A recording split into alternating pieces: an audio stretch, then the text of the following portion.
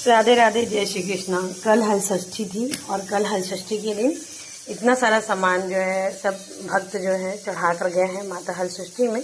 मैंने इससे भी ज़्यादा लाई जो है बांट दिए हैं प्रसाद स्वरूप सबको, है ना। अब हम पंडित हैं तो हमारे घर में पूजा होती है और यहाँ पे सभी पूजा करते हैं।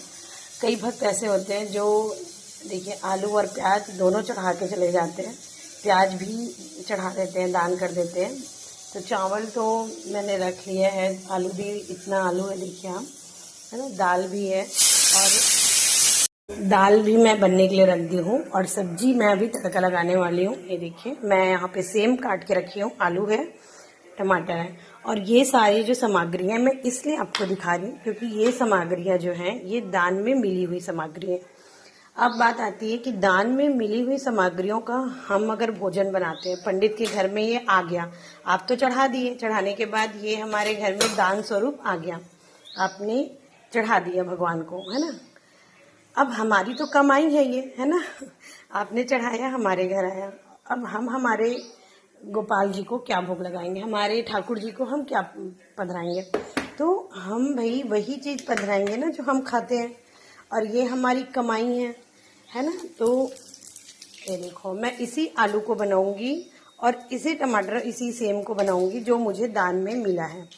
बहुत से लोग बोलते हैं ना कि दान में मिला हुआ फिर वो तो चढ़ गया भगवान में, फिर उसको दोबारा क्यों चढ़ा रहे हो। मेरी चावल है जो आप लोगों ने चढ़ाया है ना।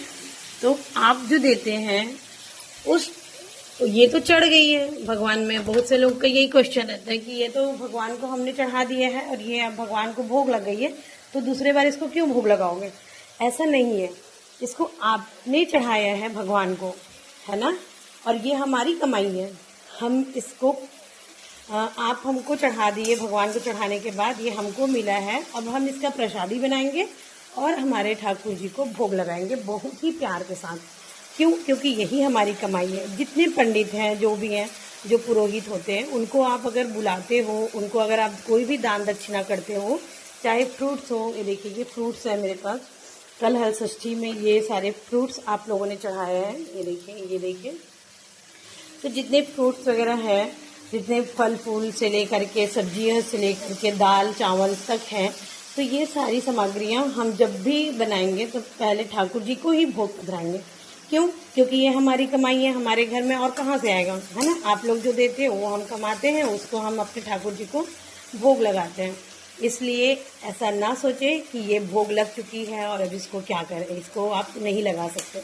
नहीं, इसको हम लगा सकते हैं। आप इसको वापस ले जाकर के अपने ठाकुर जी को भोग नहीं लगा सकते, लेकिन हम इसको अपने ठाकुर जी को भोग लगाएंगे क्योंकि हम जो खाएंगे वही हमारे ठाकुर जी खाएंगे और जो हमारे ठाकुर जी खाएंगे वही चीज़ें हम खाएंगे, वही चीज़ें हम ग्रहण करेंगे। तो ये सारी सामग्रियाँ आपकी दी हुई है, सेम भी, टमाटर भी, आलू भी, और इसमें जो पड़ रही है तेल और जीरा वो मेरा है।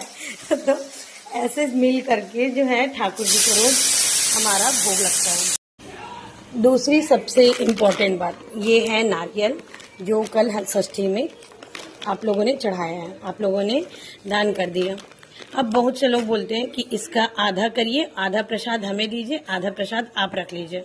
अब आप मुझे ये बताइए कि अगर मैं आधा आधा कर दूंगी, है ना, तो ये आधा मैं कितना खाऊंगी। मेरा तो एक ही घर है ना। आप लोग को मैं आधा आधा, अगर आप लाए हो उस नारियल को मैं आधा कर दी, 2 पार्ट में अगर मैं डिवाइड कर देती हूँ तो आधा आपको अगर मैं प्रसाद स्वरूप दे दूँ और आधा अगर मैं रख लूँ तो फिर उस आधे नारियल का मैं क्या करूँगी। मेरे लिए तो पूरा नारियल फिर व्यर्थ हो गया। अगर 40 नारियल चढ़े हैं, मैं आधा आधा कर दूं तो मेरे पास तो मतलब 20 नारियल के पूरे 40 नारियल के पूरे आधे हो जाएंगे, है ना। जिसको मैं क्या करूंगी, 40 नारियल का आधा मैं क्या करूंगी 40 को। तो इसलिए आधा नहीं किया जाता। जितने भी नारियल आप लोगों ने चढ़ाया, जैसे कि मेरे पास 40 नारियल अगर चढ़े हैं तो मैं उसमें 10 से 12 नारियल, जितने आप लोग हैं उसके अकॉर्डिंग प्रसाद के लिए उसको तोड़ूंगी, बनाओ और प्रसाद आप लोगों को वितरण करूंगी, है ना। जो भी आप चढ़ाते हो आपको वही आपको मैं प्रसाद के स्वरूप दूंगी, है ना। अब जितने नारियल हैं इसको मैं रखूँगी अपने घर में, ताकि ये कभी भी पूजा पाठ में मेरे काम आए, क्योंकि यही मेरी कमाई है, यही हमारी कमाई होती है।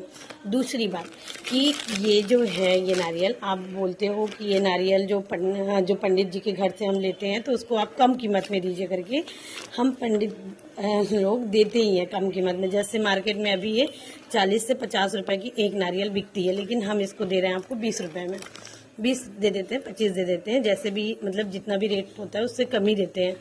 तो ऐसे हम आपको दे देते हैं 20 रुपये में, 10 रुपये में। कई लोग तो 10 रुपये में भी मांग के चले जाते हैं कि 10 रुपये में दे दो करके। लेकिन मुझे एक बात बताइए कि 10 रुपये में 20 रुपये में अगर मैं दूंगी तो मुझे क्या ही पोसाएगा, है ना।